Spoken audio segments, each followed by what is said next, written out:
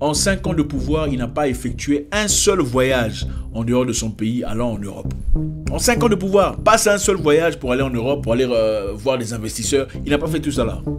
En 5 ans de pouvoir, il est resté en Afrique. Il a fait des voyages au Rwanda, voyage en Mozambique, voyage en Éthiopie, voyage en Ouganda. Il n'est pas allé en Europe, pas une seule fois. Il a reconstruit son pays avec l'argent du contribuable. Il n'est pas allé demander de dette. Il n'est pas sorti aller demander de dette ailleurs. Il a construit le pays, il a reconstruit les routes, les marchés, reconstruit les institutions avec l'argent du pays. Donc on n'a pas nécessairement besoin d'aller ailleurs pour chercher de l'aide, à moins que ce soit une raison, des excuses justement, ou pour des intérêts personnels. John Pombe Magufuli a prouvé aux gens qu'on n'a pas besoin d'aide externe, pas nécessairement pour progresser, pour au moins faire un pas vers le progrès. Pas un seul voyage. Pendant ce temps, comme vous le savez, beaucoup de gens sans capacité cérébrale, mieux que vous, sont bien assis en politique. Ils sont députés, on les voit, ministres, des gens qui ne sont pas nécessairement mieux que vous. Comprenons dans quelle direction nous allons. Comment est-il mort ? L'une des raisons principales pour laquelle l'Afrique a du mal à avancer, c'est parce que des gens intelligents comme vous ne s'intéressent pas à la politique. Oui.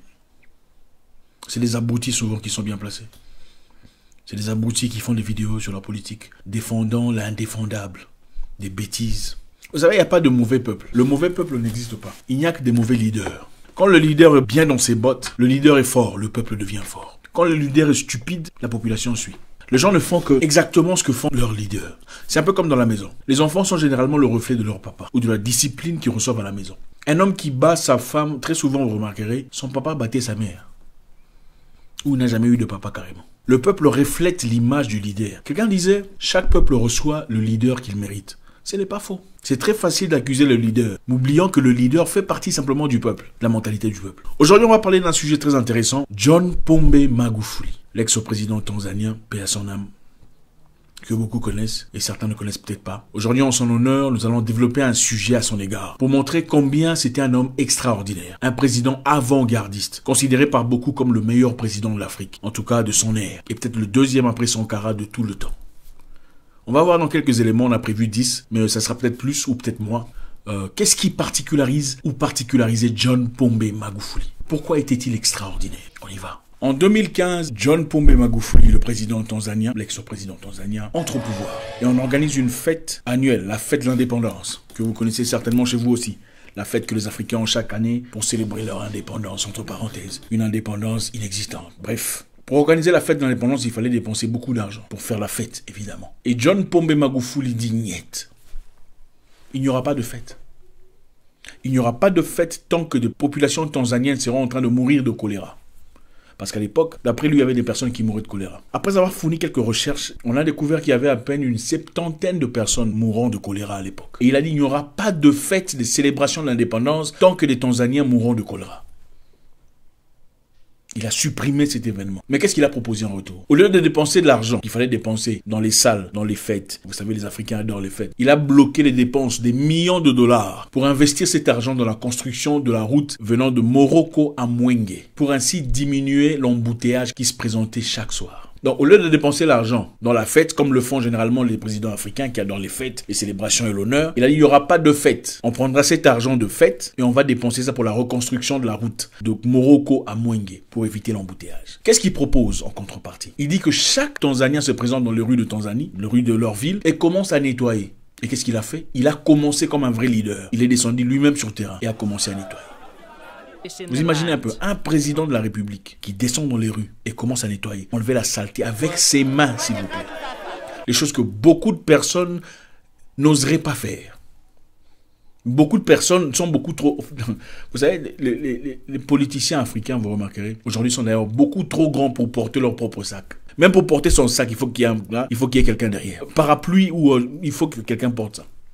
Mais le président tanzanien, John Pombe Magufuli, docteur en chimie, s'il vous plaît, s'est présent dans les rues et commence à nettoyer avec ses mains. Enlève les poubelles. Et tout le monde, évidemment, quand le leader est bon, tout le monde suit. Et s'est présenté après lui, les membres du gouvernement, les enseignants, les travailleurs civils et toute la population se joint à lui pour faire un travail pour son pays. Maintenant, demandez à votre président ou vos politiciens, parlementaires et députés, de descendre dans les rues et nettoyer. Non, c'est... Comment voulez-vous que la population respecte la propreté, l'hygiène, la salubrité mentale et physique si les politiciens ne peuvent pas montrer le chemin? Ce n'est pas le peuple. Le leadership est très important. Les enfants ne font que ce que le papa fait. Le président tanzanien John Pombe Magufuli, mon président, que je respecterai pour toujours, a banni tous les vols, tout déplacement international des membres du gouvernement. C'est-à-dire tout déplacement international, tout vol international banni complètement. Pourquoi? Parce qu'il se dit, pourquoi envoyer des gens à l'étranger si nous avons des représentants à l'étranger? C'est-à-dire s'il y a des choses à faire à l'étranger, appelez l'ambassadeur. Demandez à l'ambassadeur d'effectuer ce qu'il a effectué comme négociation, comme discussion avec leur contrepartie, leurs collaborateurs à l'étranger. Il dit qu'il n'y aura plus de voyage international de membres du gouvernement. Vous savez, dans beaucoup de pays, les gens n'attendent que ça. Avec un petit rien là, on veut aller faire un voyage en Suisse, on veut faire aller voyage en France. Les membres du gouvernement, de manière très inutile, vont en Suisse, vont en France avec l'argent du contribuable. John Pombe Magufuli bannit les voyages internationaux pour préserver l'argent du contribuable. Il dit pour tout voyage international, faites appel à l'ambassadeur pour vous représenter. Ou si c'est nécessaire, si c'est urgent, si c'est sine qua non, alors il faudrait une autorisation officielle, soit de lui-même, de son adjoint, tierce aux personnes qui étaient consacrées à cet égard. Le 31 novembre 2015, 50 membres du gouvernement tanzanien partaient en voyage de Commonwealth. Commonwealth, c'est l'ensemble de pays colonisés par la Grande-Bretagne qui se réunissent toujours, ils ont leur organisation, vous savez. 50 personnes, membres du gouvernement, étaient censées partir dans ce voyage. Il a réduit cette délégation à 4 personnes. De 50 à 4. Imaginez-vous. Donc, vous savez, les Noirs, quand ils vont en voyage, c'est souvent conseiller numéro 1, deuxième conseiller chargé de la troisième conseiller chargé des papiers, cinquième conseiller chargé des filatures. En fait, le nombre de conseillers est incroyable. Il a réduit de 50 personnes à 4 personnes. C'est un peu comme ce qu'on voit très souvent dans certains pays ici d'Afrique. Les sportifs sont censés partir faire leurs prestations de sport, mais les sportifs ne partent pas. Ceux qui partent sont les membres de famille des gens de l'organisation du sport, qui vont finalement se tailler ou se tirer et ne plus jamais rentrer. Incroyable. John Magufuli a méticuleusement transformé cela. De 50 personnes à 4 personnes de délégation. Il a aussi banni les voyages en première classe. C'est-à-dire, vous voulez faire un voyage à l'étranger, pas besoin de partir en première classe ou business class. Tout le monde, économie. Et ça me rappelle le grand Thomas Sankara, qui disait que vous soyez en première classe ou en économie, quand l'avion décolle, bon, c'est tout le monde qui décolle, hein. Et quand l'avion atterrit, tout le monde atterrit à la fois. Et c'était ça le concept de John Pombe Magufuli, dans le but de garder, d'économiser de l'argent. Il a ainsi économisé des millions de dollars en tickets, en logements, en nourriture, en per diem. Tout le monde partait en économie. En tout cas, parmi les membres du gouvernement. Les seules personnes qui pouvaient voyager en first ou business class étaient le président lui-même, son adjoint, le vice-président et le premier ministre. Voilà comment a procédé John Magufuli pour changer la mentalité des Tanzaniens. Bulldozer, John Pombe Magufuli a interdit tout rassemblement, réunion ou fêtard ou tout meeting des membres du gouvernement dans les hôtels chers. Vous savez, les Africains, ils adorent ça. Quand on fait partie du gouvernement, ou on est député, on va se réunir dans certains endroits. Les endroits les plus huppés de la ville. Évidemment, on ne paye pas de son argent. C'est l'argent du contribuable. Il a interdit tout ce fait. Vous voulez faire des réunions, des meetings, des rassemblements, faites-les dans vos bureaux. Vous avez des salles de réunion. Épargnant ainsi le pays des dépenses inutiles dans les boissons, les champagnes. Vous savez comment ça se passe. La nourriture, les gâteaux. Pendant qu'il y a beaucoup de gens qui souffrent, qui ont véritablement besoin d'aide. Et cet argent pourrait servir de tremplin pour changer leur situation. Il a dit, si vous êtes politicien et que vous avez faim, mangez à la maison. Après, vous êtes rassasié. Ensuite, venez à la réunion. Voilà. Beaucoup n'ont pas aimé ça, évidemment. John Pombe Magufuli, juste après avoir été élu comme président de la Tanzanie, est parti faire une visite surprise à l'hôpital Muhimbili. Muhimbili, c'est le plus grand hôpital de l'État. Il est parti en visite surprise. Il est parti dans les corridors où personne ne part. Vous savez comment ça fonctionne. Quand vous invitez une autorité, vous montrez les parties les plus propres, n'est-ce pas? Ah, ici c'est bien, on peut montrer là, on peut montrer. Mais lui, il ne voulait pas ça. C'est lui qui dirige. Moi, je vais partir par ici. Je vais aller de l'autre côté. Et étant lui-même docteur en chimie, c'est une personne qui comprend tout à fait le fonctionnement d'un hôpital. Et il a trouvé les machines de scannage, comment vous appelez ça, CAT scan, CT scan, c'est quoi en français, je ne sais plus. Enfin, bref, vous allez compléter ça, j'ai oublié. Ça ne fonctionnait pas. Il a demandé au médecin directeur pourquoi ça ne fonctionne pas. Le médecin directeur n'avait pas de réponse. Il a viré le médecin directeur. À cause de la saleté, des difficultés, le manque de matelas. Il y avait évidemment un compte prévu pour toutes ces histoires. Mais ce compte était bousillé. Évidemment, comme nous sommes champions, on adore l'argent, on ferait tout pour l'argent. Certains parmi nous-mêmes vendraient leur mère, on le sait. Voilà, on a bousillé l'argent du contribuable destiné à soutenir des gens. John Magufuli a viré le médecin directeur et son adjoint. Après avoir engagé quelqu'un d'autre. On les a donné 3 semaines pour réparer tout ce qu'il y avait à réparer. Et en 3 jours, ils avaient tout réparé. Imaginez-vous un peu. En 3 jours, on a tout réparé. Donc pendant tous ces temps-là, qu'est-ce qui manquait? Il a dit dans 3 semaines, il faut tout réparer, sinon je vous vire aussi. Et en 3 jours, on a tout réparé. Imaginez-vous un peu. En 3 jours, on a tout réparé. Ah, donc c'est possible. Ça avait toujours été possible. Il n'a pas du tout contribué. On n'a pas donné de l'argent pour essayer de réparer tout ça. Il a dit, vous avez 3 semaines pour réparer ça. En 3 jours, ils l'ont fait. Manque de volonté. Manque de bonne moralité. Il n'y a pas de mauvais peuple. C'est le guide qui donne l'idée, la peinture, l'imagerie, le film de l'avenir. Un leader faible crée toujours un peuple faible. Un leader fort qui n'accepte pas les bêtises, l'abrutissement, le vol, la corruption, élève derrière lui une population forte. Le Parlement tanzanien avait prévu 300 millions de shillings pour organiser une fête de l'État. Et il dit on va dépenser 25 millions de ces 300 millions pour organiser la fête. On va manger avec les 25 millions. Et le reste, on va utiliser pour acheter des lits pour l'hôpital qu'il avait visité. Et on a acheté 300 lits et matelas, 600 draps. Incroyable. Ils auraient évidemment bouffé l'argent s'ils n'avaient pas fait ça.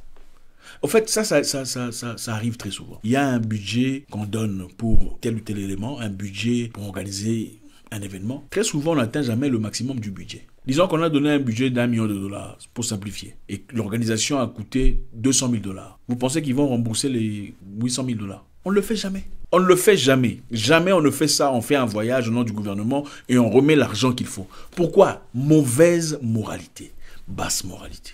On ne peut pas placer au pouvoir des gens de basse moralité. Le pays n'ira nulle part. Il ne s'agit pas toujours d'avoir des diplômes et de l'intelligence scolaire. Ce n'est pas toujours question de ça. C'est question de moralité aussi pour évoluer dans la vie. Des gens qui n'ont pas fait des grandes études peuvent être des gens convenables pour l'avancement d'un pays ou d'une organisation.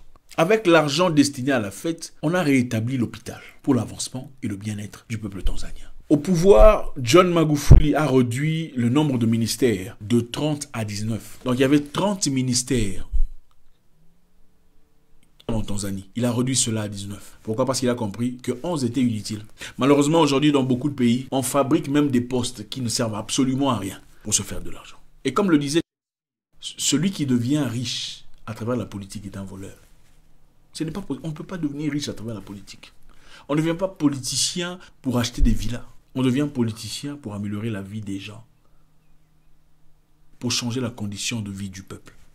Il a aussi annulé les primes des membres du gouvernement. Vous savez, les membres du gouvernement, dans beaucoup de pays, reçoivent des primes. Il a dit ces primes servent à quoi? Si vous avez un salaire à la fin du mois. Vous avez été engagé pour un salaire à la fin du mois. Les primes servent à quoi?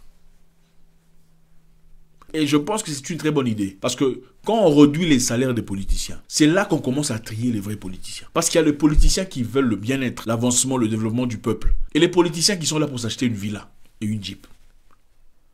Quand il n'y a plus d'argent comme ça, les politiciens qui sont vraiment là pour travailler pour le peuple se présentent.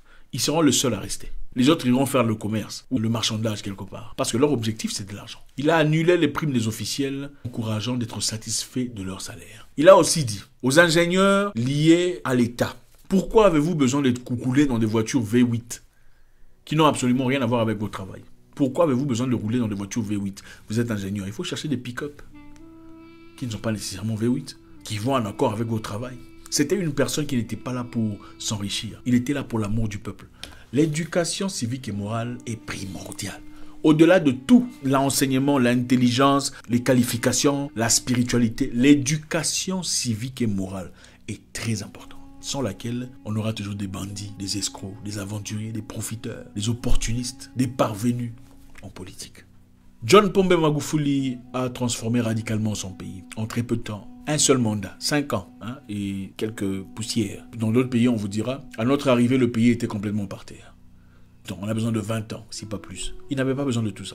En 5 ans, il a fait des choses énormes. Construit de routes tanzaniennes. L'infrastructure a complètement changé. Le peuple est heureux, content de l'avancement du progrès. Combattu farouchement la corruption. La corruption dans un pays commence au-dessus. Ce ne sont pas les peuples qui font tout ce que vous croyez là. Quand les travailleurs savent que le chef est corrompu lui-même, ils comprennent qu'il faut se servir.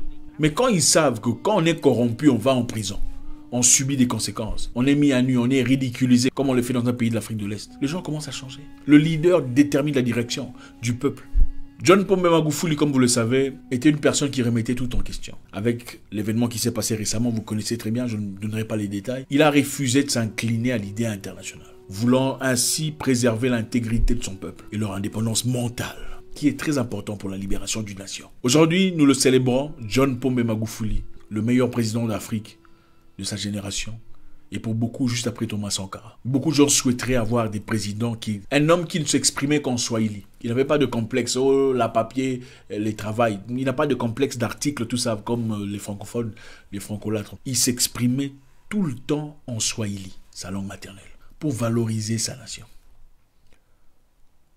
En 5 ans de pouvoir, il n'a pas effectué un seul voyage en dehors de son pays, allant en Europe. En 5 ans de pouvoir, passe un seul voyage pour aller en Europe, pour aller voir des investisseurs. Il n'a pas fait tout ça là. En 5 ans de pouvoir, il est resté en Afrique. Il a fait des voyages au Rwanda, voyage en Mozambique, voyage en Éthiopie, voyage en Ouganda. Il n'est pas allé en Europe. Pas une seule fois. Et il a reconstruit son pays avec l'argent du contribuable. Il n'est pas sorti aller demander de dette ailleurs. Il a construit le pays, il a reconstruit les routes, les marchés, reconstruit les institutions avec l'argent du pays. John Pombe Magufuli a prouvé aux gens qu'on n'a pas besoin d'aide externe, pas nécessairement, pour progresser. Pour au moins faire un pas vers le progrès. Pas un seul voyage hors d'Afrique. Pendant ce temps, comme vous le savez, il y a des gens qui ont trouvé la politique comme une opportunité de voyager. Ah, finalement, je verrai la Tunisie.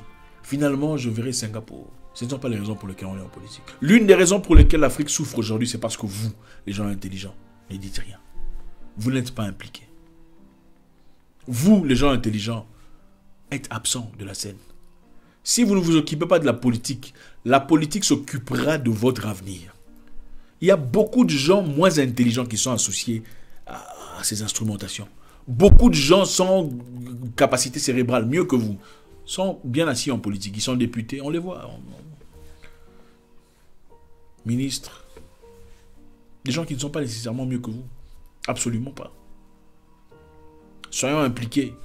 Comprenons dans quelle direction nous allons. Comment est-il mort? Je ne pourrais malheureusement pas vous le dire. Tout ce qu'on sait qu'il s'est opposé au statu quo. Et il n'a pas eu froid aux yeux pour dire non. Docteur Pombe Magufuli. Un homme fort, un homme de foi. Un homme de bonne moralité.